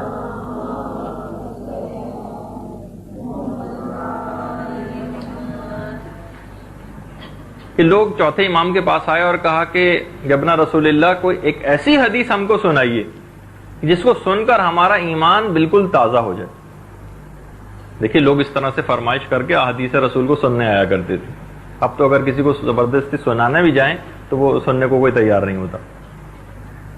تو امام نے حدیث بیان کی پیغمبر اسلام سے کہ پیغمبر اسلام نے یہ بات ارشاد فرمائی کہ مرنے کے بعد روح جنازے کے ساتھ ساتھ رہتی ہے، بالکل ساتھ ساتھ، اور ارد گرد موجود رہتی ہے اور اپنے عزیزوں سے مخاطب کر کے کہتی ہے کہ اے میرے پسماندگان، تم میری طرح اس دنیا سے دھوکہ نہ کھانا. میں نے تو حلال و حرام کا خیال کیے بغیر دولت کو کمایا ہے، لیکن میں نے واجبات ادا نہیں کیے. دوسرے تو میرے پیسوں کے اوپر عیش کر رہے ہیں اور مجھے حساب کتاب دینا ہے. اچھی خوشی تو میرے وارثوں کے لیے اور حساب کتاب مجھ بدقسمت کی گردن پر. یہ باقاعدہ یہ جملے روح اس وقت کہے گی لوگوں سے، کیونکہ وہ وہیں پر جو لوگ، یعنی جو لوگ رو رہے ہوں گے اس کے فراق میں، اس کے رشتہ دار، روح ان کو دیکھ رہی ہوگی، ان کی تمام باتوں کو سن رہی ہوگی. اچھا، جس وقت امام نے یہ حدیث بیان کی تو دیکھیے بہت ساری اس قسم کی حدیث کو سن کر صاحبان ایمان کے دل میں بھی بہت شکوک و شبہات ہونے لگتے ہیں. بلکہ اکثر آپ میں سے کسی نے سوال بھی کیا کہ آپ یہ جو سب حدیثیں پیش کرتے ہیں، اس کا خیر میں آگے چل کے جواب دوں گا. آخری آدھے ایک گھنٹے کے اندر سوال جواب کا ہے آپ کا سیشن، کہ یہ کچھ اوتھینٹک بھی ہوتی ہیں یا نہیں ہوتی. تو اسی طریقے سے بہرحال اس مجمع کے اندر جو یہ لوگ حدیثیں سن رہے تھے، اس میں زمرہ نام کا ایک شخص تھا، زواد میم رے اور ہے. کہنے لگا، اچھا، مذاق اڑانے لگا حدیث کا. اگر وہ روح آس پاس پھر رہی ہوتی ہے تو وہ تو بھاگ بھی سکتی ہے، وہ تو اپنے آپ کو دفن بھی نہ ہونے دے اور ادھر ادھر بھاگ جائے. وہ آ کر مثلا کسی شخص سے جو ہے وہ لپٹ جائے، کوئی بھی اس کو ڈرا دے، یعنی کچھ اس طرح کے اس نے الفاظ کہے کہ جس سے امام جو ہے بہت کبیدہ خاطر ہو گئے اور فرمانے لگے کہ اگر ہم حدیث کو بیان نہ کریں تو لوگ یہ کہیں گے کہ ہم لوگ حدیث رسول کو بیان کرنے میں بخل سے کام لیتے ہیں، اور اگر ہم حدیث بیان کرتے ہیں تو لوگ اس کا مذاق اڑاتے ہیں. خیر، کچھ دن بعد اطلاع ملی صاحبان ایمان کو کہ زمرہ کا انتقال ہو گیا، واصل جہنم ہو گیا زمرہ. حمزہ نام کے راوی تھے، ان کو بہت اس بات کی خود بت تھی کہ اس شخص نے حدیث رسول کا مذاق اڑایا تھا، ذرا میں اس کا انجام دیکھوں گا کیا ہوا. وہ اس کے تجہیز و تکفین کے اندر گئے اور خود اس کو قبر میں اتارنے کے لیے حمزہ خود قبر میں اترے زمرہ کی لاش کو. کہہ رہے ہیں کہ جس وقت میں نے زمرہ کو قبر کے اندر لٹایا تو میں نے اس کے چہرے کی طرف دیکھا تو زمرہ کے ہونٹ حرکت میں تھے. میں کان اپنے اس کے ہونٹوں کے پاس لے گیا تو مجھے سنائی دیا کہ زمرہ کہہ رہا تھا، ویل لکا یا زمرہ، اے زمرہ، تباہی اور بربادی اور جہنم ہو تمہارے لیے، تم نے رسول کے سچے قول کو دیکھ ہی لیا. وائے ہو اس شخص پر کہ جس نے حدیث رسول کا مذاق اڑایا اور مرنے کے بعد اسی حدیث رسول کی تصدیق کر دی. اور برا ہو، اب آپ دیکھیے زمرہ کے جملے، برا ہو سارے کھولتے ہوئے پانی مجھ سے خالی ہو کر آتش جہنم میں تحلیل ہو گئے اور میں ان کے اندر پڑا ہوا ہوں. حمزہ نے جب یہ اس قسم کے الفاظ سنے سخت دہشت زدہ ہوئے، فوراً قبر سے نکل کر بھاگتے ہوئے امام کی خدمت میں آئے اور کہا کہ مولا، میں نے خود اپنے کانوں سے سنا ہے کہ زمرہ نے یہ الفاظ کہیں. تو امام نے فرمایا، اللہ اکبر، اسے حدیث رسول کا مذاق اڑانے کا خمیازہ اس نے بھگت ہی لیا. یہ تھا جو اس حدیث رسول کا جو مذاق اڑایا کرتا تھا اور اس نے اس کا خمیازہ بھگت لیا. تو یہ جو سب چیزیں ہیں، یعنی مردوں کا اس طریقے سے کلام کرنا، اور وہ ایک ایک چیز جو مرنے والا ہے وہ ایک ایک چیز سن رہا ہوتا ہے آپ کی، جو آپ اس وقت اس کے سرانے کھڑے ہو کر جو چیزیں آپ انجام دے رہی ہوں گی، جو باتیں آپ کر رہی ہوں گی، وہ ایک ایک چیز سن رہا ہوگا. یہ بھی روایات کے اندر ملتا ہے. یہ میں اس وجہ سے ایک دو روایت آپ کی خدمت میں پیش کر رہا ہوں تاکہ یہ کانسیپٹ بھی بالکل کلیئر ہو جائے. وہ بظاہر مرنے والا آپ کے سامنے بالکل ایسے ہی لیٹا ہوگا، لیکن آپ کا ایک ایک جملہ وہ بالکل صحیح طریقے سے سن رہا ہوگا، اور ہر چیز اس کے علم میں ہوگی جو اس وقت ہو رہی ہوتی. باقاعدہ ملتا ہے کہ جب جنگ بدر میں جنگ ختم ہو گئی اور مشرکین نے ایک کنویں کے اندر اپنے مرنے والوں کے لاشوں کو ڈال دیا تھا، تو پیغمبر اسلام اس کنویں کے پاس تشریف لے گئے اور جا کر کہنے لگے کہ تم لوگ کتنے برے ہمسائے تھے، تم لوگ کتنے برے ہمسائے تھے کہ تم نے مجھے مکے سے نکالا اور پھر اس کے بعد جمع ہو کر مجھ سے جنگ و جدال کیا، اور میں نے تو اپنے پروردگار کے کیے گئے وعدے کو سچا پایا. تم یہ بتاؤ، یعنی ان لاشوں کے سرانے کھڑے ہو کر کہا کہ تم یہ بتاؤ کہ تم نے پروردگار عالم کے وعدے کو کیسا پایا. یہ پیغمبر اسلام نے ان کے لاشوں کے سرانے کھڑے ہو کر ان سے خطاب کیا. اس وقت خلیفہ ثانی فوراً بول پڑے اور کہا کہ یا رسول اللہ، آپ ایسے لوگوں سے خطاب کر رہے ہیں کہ جو سنتے ہی نہیں. تو پیغمبر اسلام کو جلال آ گیا. اے خطاب کے بیٹے، خاموش ہو جاؤ، یہ تم سے زیادہ ہمارا کلام سنتے ہیں. تو بہرحال دونوں اعتبارات سے پیغمبر اسلام نے کہا خطاب کے بیٹے خاموش ہو جاؤ، یہ تم سے زیادہ ہمارے کلام کو سنتے ہیں. اور ملائکہ آسمانی اس وقت فولادی گرز لے کر کھڑے ہوئے اور انتظار کر رہے ہیں کہ میں اپنا رخ ان سے ہٹا لوں. یعنی پیغمبر اسلام کے احترام میں عذاب دیتے ہوئے کافروں کے اوپر بھی بہرحال اتنا ایک رحمت تھی کہ پیغمبر اسلام کا جب تک رخ ان کی طرف تھا، جب تک ملائکہ آسمانی فولادی گرز ان کے اوپر لگائے نہیں تھے. پیغمبر نے کہا صرف اس بات کا انتظار کر رہے ہیں کہ ادھر میں ان سے اپنے رخ کو ہٹاؤں اور اس کے اوپر یہ عذاب دے. اور بالکل یہی واقع ہے کہ یہ جو مردے اس انداز سے جو سن رہے ہوتے ہیں، ہم بھی سب سنیں گے مرنے کے بعد، یا جو ہم جس مرنے والے کے سرانے اور قریب جاتے ہیں وہ بھی ہماری بات کو سنتا ہے. باقاعدہ جنگ جمل کی بات بیان کی جاتی ہے. جنگ جمل کے اندر بھی مولا جب جنگ جمل ہو گئی اور لاشیں سارے بکھرے پڑے تھے میدان میں، تو مولا اپنے گھوڑے پر سوار ہو کر ان لاشوں کے درمیان سے گزر رہے تھے. یکایک مولا نے دیکھا کہ ایک لاشا پڑا ہوا ہے کعب بن سورہ کا. کاف عین بے، کعب بن سورہ سین واو رے ہے. یہ شخص خلیفہ ثانی کے زمانے میں بصرے کا قاضی تھا، اور بصرے کا قاضی تھا. حضرت عثمان نے بھی پھر اس کو مقرر کیا تھا، پھر مولا کے زمانے میں خیر معزول ہو گیا تھا. یہ شخص جب جمل کا فتنہ واقع ہوا ہے تو اپنے 3 بیٹوں کے ساتھ اور رشتہ داروں کے ساتھ مولا کے خلاف جنگ کرنے نکلا تھا، گلے میں قرآن ڈال کر جنگ کرنے کے لیے آیا. اور بہرحال پھر اس جنگ کے اندر یہ سب واصل جہنم ہوئے، اس کے تمام رشتہ دار بھی اور یہ بھی. مولا نے کعب بن سورہ کو دیکھا کہ اس کا لاشا پڑا ہوا ہے. مولا اس کی لاش کے سرانے گئے اور جو اور صحابی مولا کے ساتھ تھے وہ سب بھی موجود تھے. امام نے کہا اس کی لاشے کو اٹھا کر بٹھاؤ. دیکھیے اب جو مجھے بات بیان کرنی ہے، لاشے کو صحابیوں نے اس کو اٹھا کر بٹھایا، مرا ہوا ڈیڈ باڈی اس کی. مولا نے اس سے مخاطب ہو کر کہا ہے کعب بن سورہ، ہم سے جو خدا نے وعدہ کیا تھا ہم نے تو اس کو حق پایا، بتاؤ کیا تم نے بھی خدا کے وعدے کو حق پایا ہے؟ یہ بس کہا. اس کے بعد پھر لٹا دیا گیا اس کو. پھر امام چلتے ہوئے طلحہ کے جنازے پر آئے.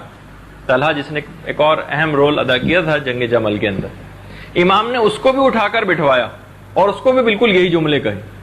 مولا کے اصحاب نے کہا کہ مولا ان مرے ہوئے لوگوں کو یہ باتیں کہنے سے کیا فائدہ ہے، یہ تو مر چکے ہیں.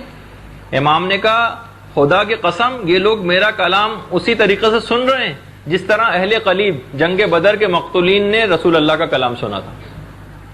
تو یہ ساری چیزیں بیان کرنے کا مقصد آپ کے سامنے تھا کہ یہ بات بھی کلیئر ہو جائے کہ اس وقت ہم جتنے نیک اعمال کر رہے ہوتے ہیں، مرنے والے کے سرانے بیٹھ کے جو تلاوت قرآن کر رہے ہوتے ہیں، جو باتیں کر رہے ہوتے ہیں، جو واویلا کر رہے ہوتے ہیں، جو رو رہے ہوتے ہیں، اس کو سب کچھ وہ دیکھ بھی رہا ہوتا ہے اور سن بھی رہا ہوتا ہے کہ مولا باقاعدہ بٹھا کر ان سے یہ خطاب کر رہے تھے. پیغمبر اسلام کنویں کے پاس جا رہے تھے اور ان سے خطاب کر رہے تھے، ورنہ دور سے بھی کہہ سکتے تھے، لیکن نہیں، ان کو یہ بتانا مقصود تھا. تو بہرحال یہ بھی ایک اس کے اندر ایک اہم بات تھی جو ہمیں اس میں بیان کرنی تھی.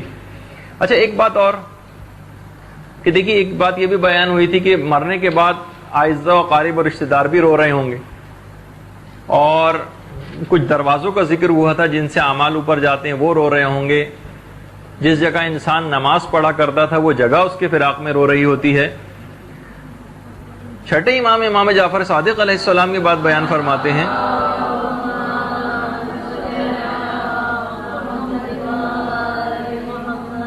کہ زمین کے وہ ٹکڑے جن پر وہ عبادت کرتا تھا وہ اس کے غم میں روئیں گے، حتیٰ کہ اچھا ایسے فرد کے لیے امام نے بات بیان فرمائی کہ جب کوئی شخص انتقال کرے اس پر رونے والا کوئی نہ ہو. مثلا دیار غیر میں اگر کوئی شخص انتقال کر جائے تو یہ خدا کو یعنی یہ بہرحال رونا یہ بالکل فطرت والی چیز ہے، بلکہ یہ روایات میں ملتا ہے کہ پھر وہ کپڑے جس کو وہ پہنا کرتا تھا وہ اس کے غم میں روئیں گے اگر کسی کے اوپر کوئی رونے والا نہ ہو، اور وہ دروازے جس سے اس کے اعمال اوپر جایا کرتے تھے، حتیٰ کہ موکل جو اس کے اوپر فرشتے ہیں وہ اس مرنے والے کے اوپر روتے ہیں. اچھا حالت اعتذار کی بھی جو ہم نے مختلف باتیں بیان کی تھیں اور کچھ اعمال بھی اس کے اندر بیان کیے تھے، اس کے اندر اگر یہ بات بیان نہیں ہوئی تھی تو سورہ آراف کی 54ویں آیت جس کو آیت سخرہ کہا جاتا ہے وہ بھی حالت اعتذار میں مرنے والا اگر خود پڑھ سکے تو وہ خود پڑھے، اور اگر اس کے اطراف میں جو لوگ کھڑے ہیں وہ اس کو پڑھیں تو بہت زیادہ اس کو فائدہ ہوگا. اور اسی طرح سے یہ تو خیر شاید میں نے بتایا تھا کہ سورہ بقرہ کی جو آخری آیات ہیں ان کی بھی تلاوت کریں، اور سورہ صاد کا پڑھنا بھی روح کو نکلنے کے لیے، جس وقت روح نکلنے کا مرحلہ ہوتا ہے سورہ صاد پڑھ دی جائے تو وہ بہت ہی آسانی کے ساتھ اس کی روح جسم سے نکل جاتی. ایک بات خاص طور پہ اور ایک بات یاد رکھیے کہ جب بھی آپ کسی کو حالت احتضار میں دیکھیں جان کنی کے عالم میں، تو اس وقت جو اس کے سر ہاتھوں اور پاؤں کی جو حرکت اور ایک بے چینی ہوتی ہے اس کو روکنا مکروہ ہے. یعنی یہ نہیں کہ مثلا وہ تھوڑا سا مچل رہا ہے کچھ وہ ہو رہا ہے تو فوراً اس کے ہم ہاتھ پاؤں کو بالکل سختی کے ساتھ روک دیں، یہ کراہیت رکھتا ہے، یعنی ایسا نہ کیا جائے. محتضر ہے اس کو قبلہ رخ کرنا تو واجب ہے، لیکن اگر قبلہ رخ لٹانا واجب ہے اس کو، لیکن اگر قبلہ رخ لٹا نہ سکیں تو پھر رجا کی نیت سے اس کو اگر قبلہ رخ بٹھانا ممکن ہے تو بٹھا دیجیے، اور اگر قبلہ رخ بٹھانا بھی ممکن نہیں ہے تو دائیں یا بائیں رجا کی نیت سے امید ثواب میں اس طرح سے اس کو کروٹ لے کے دائیں بائیں لٹائیں کہ وہ قبلہ رخ ہو جائے، چاہے وہ کروٹ کے ذریعے قبلہ رخ کیوں نہ ہو. اور چھٹے امام کا یہ بھی جملہ فرماتے ہیں کہ قریبی رشتہ داروں سے کبھی بھی کسی کی موت کو چھپانا نہیں چاہیے. مومن کی موت کو قریبی رشتہ داروں سے نہ چھپایا جائے تاکہ اس کی بیوی عدے میں بیٹھے اور اس کی میراث تقسیم. ہاں البتہ اگر خود صاحب مصیبت ہی نے یہ بات کہی کہ تم ہم سے مثلا اس کا فون آیا کہ فلاں کا انتقال ہو گیا اور آپ اس سلسلے میں دوسرے لوگوں کو بتا دیں تو پھر یہ کراہیت ختم ہو جائے گی. اگر خود صاحب مصیبت ہی یہ اگر بات کہہ رہا ہو. اچھا اب جب بھی کبھی آپ کسی موت کی اطلاع دوسروں کو دیں، کیونکہ ابھی سمجھیں ابھی ہم یہاں تک پہنچے کہ موت واقع ہو گئی ہے اور اب اطلاع وغیرہ دینے کا بھی مرحلہ اب شروع ہو گیا، تو خیر وہ بھی جملہ مناسب ہے کہ فلاں کا انتقال ہو گیا، لیکن یہ جو جملہ خاص طور پر لکھا ہے فقہی کتابوں کے اندر کہ اس طرح ان جملوں میں اگر اطلاع دی جائے تو یہ زیادہ مناسب ہے. فلان و یجودو بے نفسہ ہی، فلاں نے اپنی جان خدا کی سپرد کر دی، ان الفاظ میں اس کی اطلاع دینا بہت زیادہ مناسب ہے. اور یہ بھی روایات میں ملتی ہے چیز کہ دیکھیے جب بھی کبھی ہم پر سب کے اوپر یہ وقت آئے گا حالت احتضار کا، جب بھی علامات موت نمودار ہو جائیں، علامات موت نمودار ہو جائیں یا ایسے مرض کے اندر ہم گرفتار ہو جائیں کہ جس کا نتیجہ موت کی صورت میں ظاہر ہونے والا ہو، تو بس اب پروردگار سے ملاقات کی تمنا کرنا شروع کر دیں. پروردگار سے ملاقات کی تمنا تاکہ خدا بھی اس سے دوست رکھے، اس سے ملاقات کو. اور اس سے ملاقات کو خود بھی دوست رکھیں.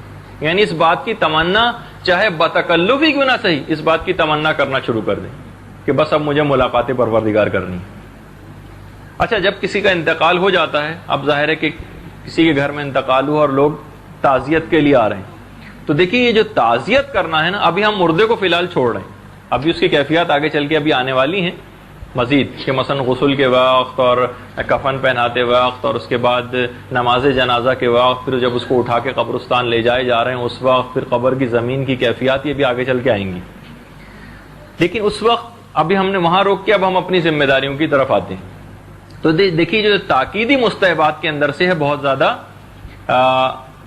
تعزیت کرنا.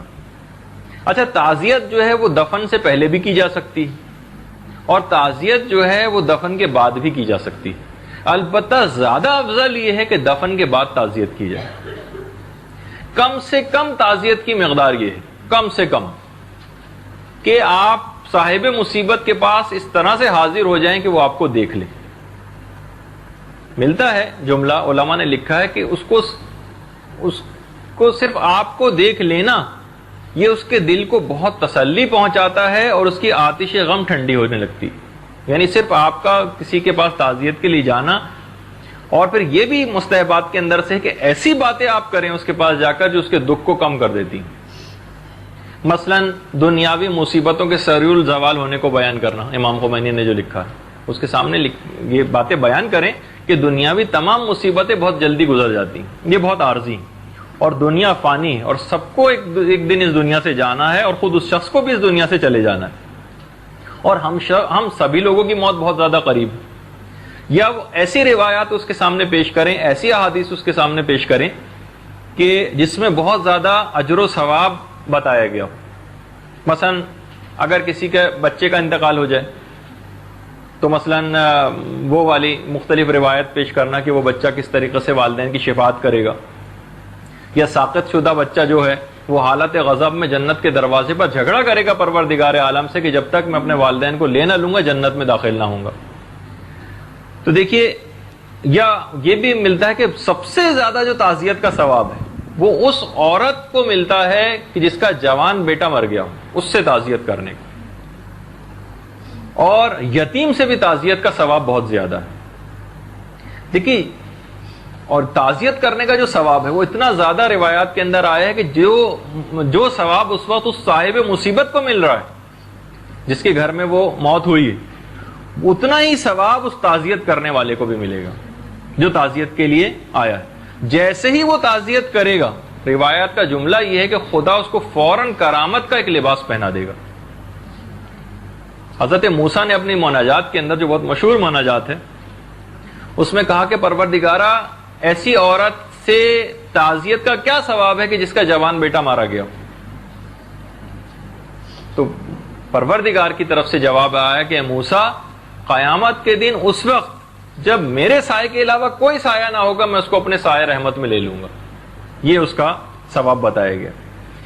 ایک اور چیز جو احکام کے اندر بیان کی جاتی ہے کہ تعزیت کے لیے عام طور پر یہ اس کی مخالفت زیادہ تر ہو جاتی ہے ان افراد جو قریبی رشتہ دار ہیں اور جو دوسرے شہروں سے آئے ہوئے ہوتے ہیں, کہ مکروہ ہے کہ 3 دن سے زیادہ تعزیت کے لیے ان کے گھر ٹھہرا جائے.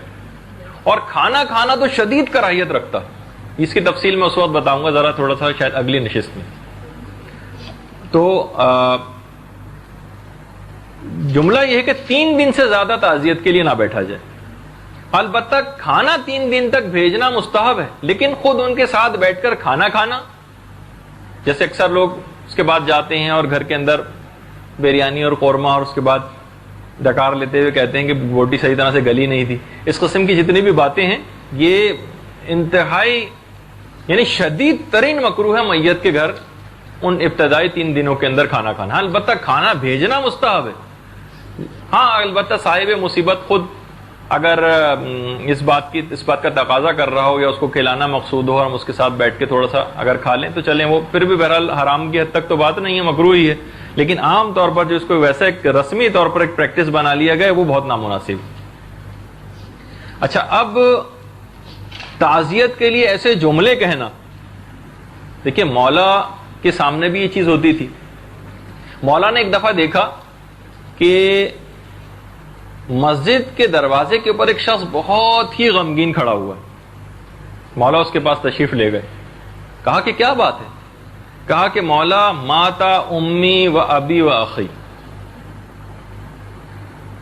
مولا میری ماں، میرے باپ، میرے بھائی سب انتقال کر گئے، اور ان کی جدائی اور غم مجھے مارے ڈال رہا ہے.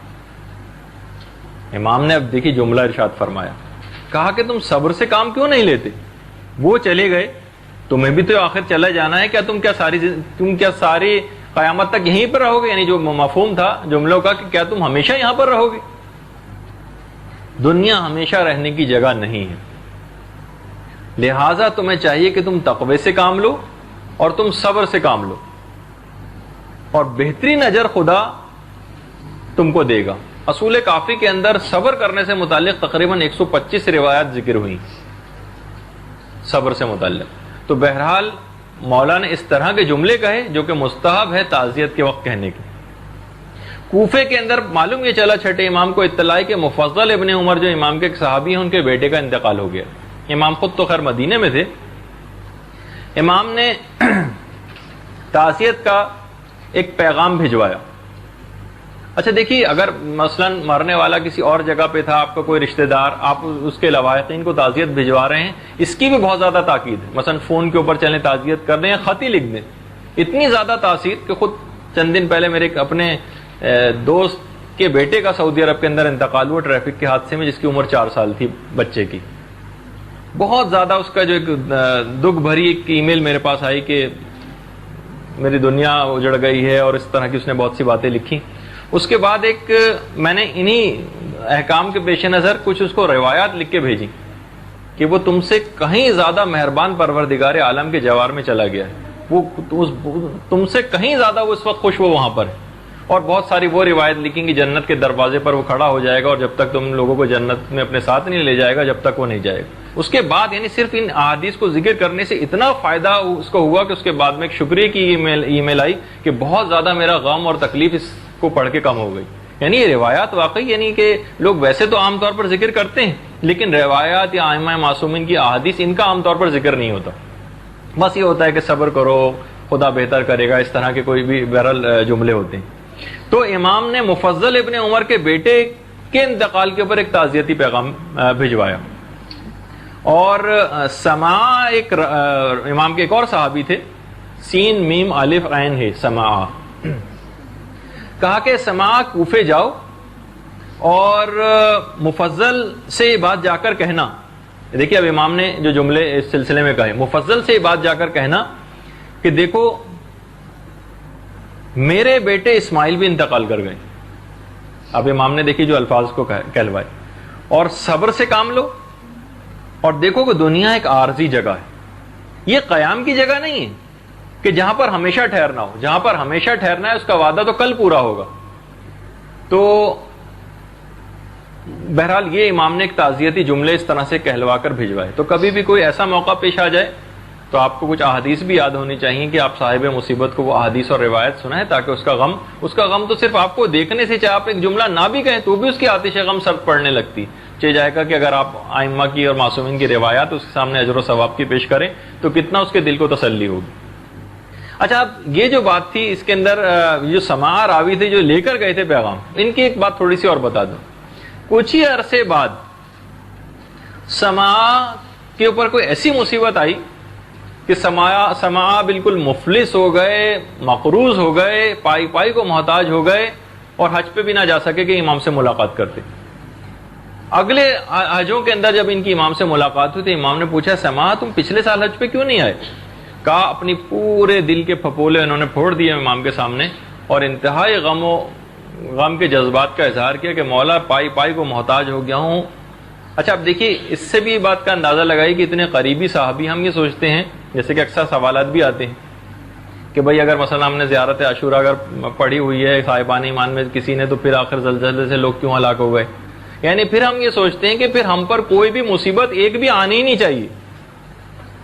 ہم سمجھتے نہیں کہ مصیبتیں، تکالیف، پریشانیاں اور یہ اس طرح کی ناگہانی آفات اور ان کے اوپر صبر، اور تو ہمیں آخرت کے اندر کتنا بڑا اجر و ثواب دلانے والی چیزیں. اگر یہ چیزیں اگر سب کچھ روک لی جائیں تو شاید بالکل تہی دامن ہی ہمارے پاس ہو جائے. اعمال کا ویسے تو کچھ نہیں ہے ہمارے پاس ذخیرہ کہ ہم خدا کے سامنے پیش کر سکیں. ہاں البتہ جس میں خدا خود بخود ہی ہمیں مصیبتوں میں مبتلا کرتا ہے تاکہ ہمارے اجر و ثواب کو قہرن ہی ہمارے نامہ اعمال میں داخل کیا جائے. تو بہرحال انہوں نے خوب اپنے غم کے جذبات کا سمانے مولا کے سامنے اظہار کیا. تو امام نے کہا کہ سما صبر سے کام کیوں نہیں لیتے تاکہ لوگ تم پر رشک کریں. اور یہ بات یاد رکھو اے سما کہ اگر تم نے بے صبرے پن کا مظاہرہ کیا تو خدا بھی تمہارا ساتھ نہیں دے گا اور تمہارا تمام کیا کرایا اکارت ہو جائے گا. یہ ہم اس کی تفصیل تھوڑی سی اس وقت بیان کریں گے جب ہم ان مسائل کو بیان کریں گے کہ مرنے کے بعد مرنے والے کے جو لواحقین ہیں جس بے صبری کا مظاہرہ کرتے ہیں، حتیٰ کہ وہ تفصیل بھی آئے گی کہ نہایت بلند آواز سے عورتوں کے مثلا رونے کی جو آواز آتی، آپ نے عام طور پہ خیر وہ جذبات میں ہوتی ہے، لیکن بہرحال ہم عقل کو ہمیشہ جذبات کے اوپر حکمرانی رکھنی چاہیے. اور ائمہ کی اگر یہ احادیث سب یاد ہوں، اتنی زیادہ معمول سے اپنی آواز کو بلند کرنا یہ بھی جائز نہیں. تفصیلات اپنی جگہ آئیں گی اور پھر اس کے فقہی مسائل بھی آئیں گے کہ لوگ اپنے جسم کو نوچتے ہیں، بالوں کو نوچتے ہیں، اور حتیٰ کہ عربوں میں پہلے زمانے میں ہوتا تھا بالوں کو کاٹا جاتا تھا جس کے کفارے بھی ہوتے تھے. خیر وہ تھوڑی بہت تفصیل شاید اگلی کلاس میں آئے. تو امام نے کہا کہ سفینۃ البحار کے اندر یہ پوری روایت ہے سما کی، کہا کہ تمہارا سارا کیا کرایا اکارت ہو جائے گا یہ جو تم اتنا زیادہ مصیبت اور واویلا مچا رہے ہو.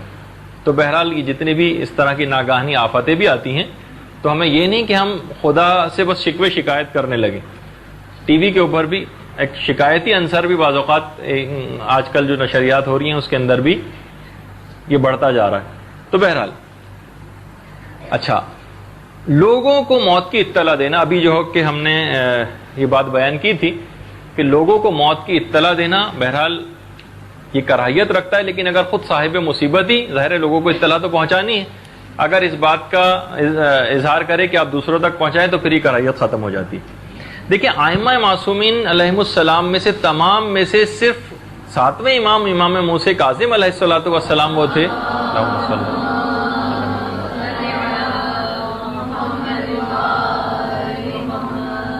کہ جن کی موت کی اطلاع حکومتی لیول کے اوپر بہت زیادہ نشر کی گئی تھی. بہت زیادہ 7ویں امام کی موت کو مشہور کیا گیا، اور نہ کسی ائمہ میں سے کسی کی موت کو اتنا مشہور نہیں کیا گیا. باقاعدہ حکومت کی طرف سے اعلان ہوا اور قاضی بلوائے گئے، گواہ بلوائے گئے، امام کا چہرہ کھول کھول کے ایک ایک آدمی کو دکھایا گیا کہ دیکھو یہ انتقال کر گئے. اور پھر اس کے بعد جو کہ ذاکرین اور علماء پھر جب مصائب بیان کرتے ہیں تو امام کی اس کیفیت کو بیان کرتے ہیں جب امام کا جسد مبارک بغداد کے پل کے اوپر رکھ دیا گیا تھا. خیر، اور اس کے بعد حکومت نے یہ بات بہت زیادہ پھیلائی گئی تھی کہ دیکھو راوزیوں میں سے اگر کسی کا یہ اعتقاد ہے کہ ان کے امام زندہ ہیں تو دیکھ لو کہ ان کے امام انتقال کر گئے. خیر، اس کے بعد شیخ طوسی نے تو باقاعدہ کہا ہے کہ ٹھیک ہے کہ یہ حکومت کی طرف سے ایسا ہوا تھا، لیکن شاید یہ مشیت پروردگار کے اندر سے تھا، کیونکہ فرقہ واقفیہ جن کا میں نے پچھلی دفعہ تذکرہ کیا تھا ان کا یہ اعتقاد ہی بن گیا تھا کہ امام موسیٰ کاظم زندہ ہیں اور آسمانوں میں اٹھا لیے گئے. تو ان کی بھی عقیدے کی جو رد ہے وہ اس بات سے ہو جاتی کہ اتنے زیادہ مشہور کیا گیا تاکہ اس فرقے کا باطل ہونا لوگوں کے سامنے بالکل آ جائے. اچھا، اب ہم اس کیفیت کے اوپر اب آتے ہیں، بلکہ اگر غسل میت کی طرف اب جانا ہے، اب ہمارے جسم کو غسل خانے کی طرف لے جایا جا رہا ہے اور پھر وہاں کے جو احکام، کیفیات اور جو جسم کے ساتھ جو کچھ ہوگا اس کا ہم آج میرا ارادہ تھا کہ اس کے موضوع پر گفتگو کی جائے، لیکن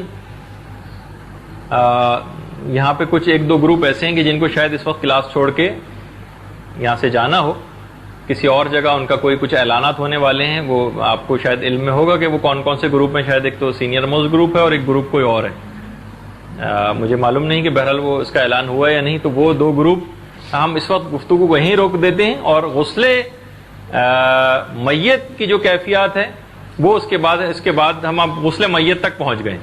اب اس کے بعد کی جو کیفیات ہوں گی انشاءاللہ اگلی نشست میں آئیں گی. آج کی گفتگو اختتام پذیر ہوئی. والسلام علیکم ورحمۃ اللہ وبرکاتہ.